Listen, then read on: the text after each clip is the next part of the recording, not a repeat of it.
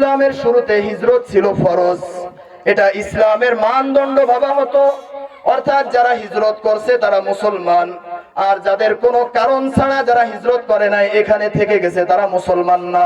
অর্থাৎ হিজরত ছিল ইসলামের শুরুর জামানায় ফরজ।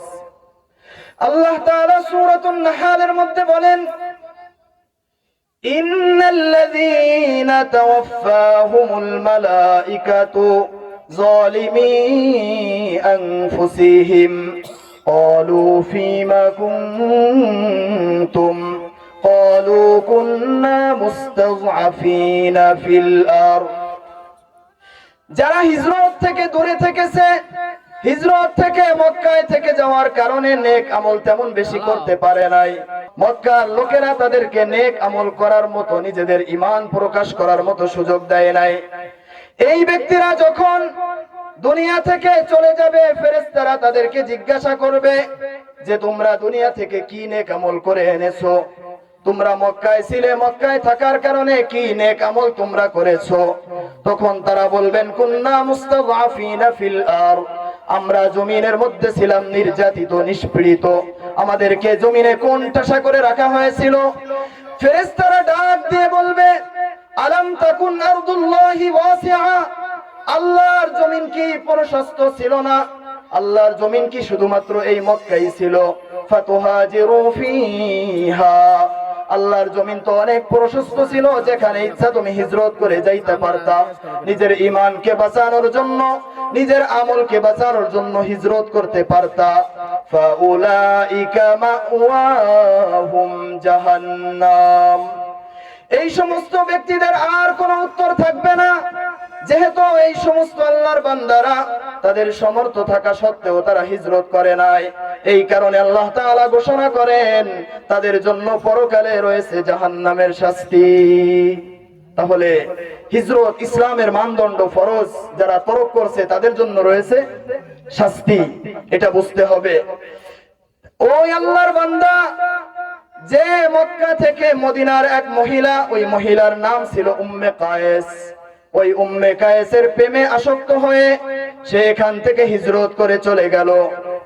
এখন ওই ব্যক্তি ওখানে যাওয়ার পর বলেন তার হিজরত হয়েছে কিনা?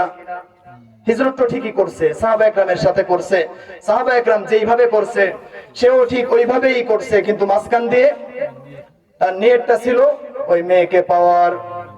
সাহাবা একরামের মাঝে ওই ব্যক্তিকে মুহাজিরে উম্মে কায়েস বলা হতো, অন্যান্য সাহাবা একরামকে বলা হতো মুহাজির ইলাল্লাহি ওয়া রাসূলি, যারা আল্লাহ এবং রাসূলের জন্য হিজরত করেছে।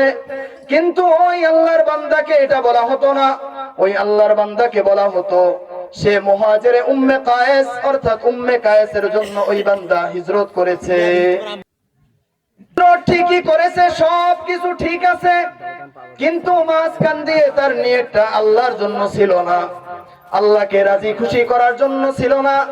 এই কারণে রাসূল সাল্লাল্লাহু আলাইহি ওয়াসাল্লাম ঘোষণা করলেন, ইন্নামাল আ'মালু বিন্নিয়াত, তুমি যত কাজ করো না কেন, এই কাজটা যত ক্ষুদ্র থেকে ক্ষুদ্র হোক কোনো অসুবিধা নাই, যত ছোট হোক কোনো অসুবিধা নাই, কিন্তু এই কাজটার নিয়ত হতে হবে যে আমি কাজটা করতেছি একমাত্র আল্লাহর জন্য। ফামান কানাত হিজরাতুহু ইলাল্লাহি ওয়া রাসূলি ফাহিজরাতুহু ইলাল্লাহি ওয়া রাসূলি, সুতরাং আমার যেই সকল বান্দারা হিজরত করেছে একমাত্র আল্লাহ এবং তার রাসূলকে খুশি করার জন্য, তাদের হিজরতটা আল্লাহ এবং রাসূলের জন্য হয়েছে।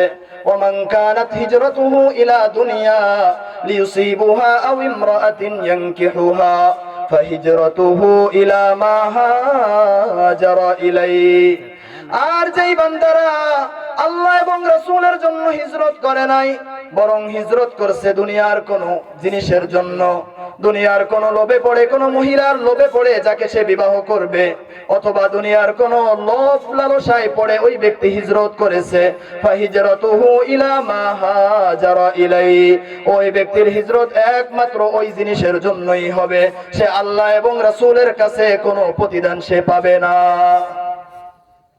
আমাদের আলোচনা মনে রাখতে হবে, আমাদের 2 নম্বর শর্ত চলতেছিল যে ইবাদত আল্লাহর কাছে গ্রহণযোগ্য হওয়ার জন্য দরকার ইখলাস, ইবাদতটা আল্লাহর জন্য হচ্ছে কিনা।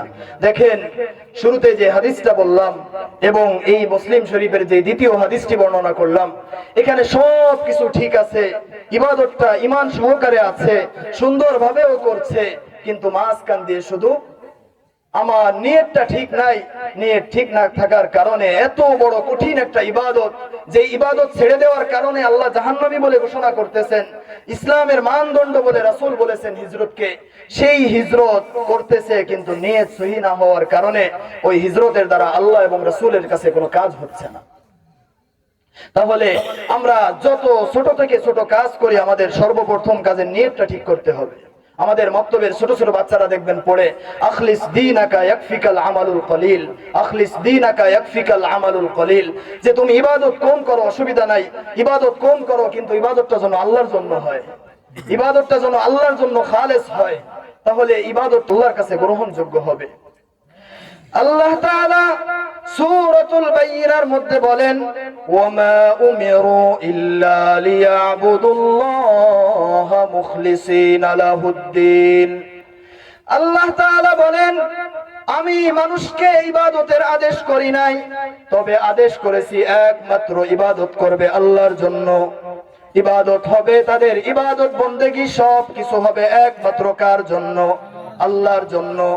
সূরাতুল বাকারার অন্য এক আয়াতের মধ্যে আল্লাহ তাআলা বলেন, বালা মান আসলামা ওয়াজহাহু লিল্লাহি ওয়া হুয়া মুহসিনুন ফালাহু আজরুহু ইনদা রাব্বিহি ওয়ালা খাউফুন আলাইহিম ওয়ালা হুম ইয়াহজানুন। আল্লাহ তাআলা বলেন, যারা ইবাদত করবে, ওহুয়া মুহসিন, ইবাদত করবে এমন ভাবে যে তার গোটা দেহ গোটা সত্তা সব কিছু আল্লাহমুখী, তার সব মন মানসিকতা সব কিছু আল্লাহমুখী, একেবারে নিজেকে আল্লাহর জন্য সঁপে দিয়ে যেই বান্দা ইবাদত করবে, ফালাহু আজরুহু ইনদা রাব্বি, ওই ব্যক্তি আল্লাহর কাছে গিয়ে প্রতিদান পাবে, ওয়ালা খাউফুন আলাইহিম ওয়ালা হুম ইয়াহজানুন।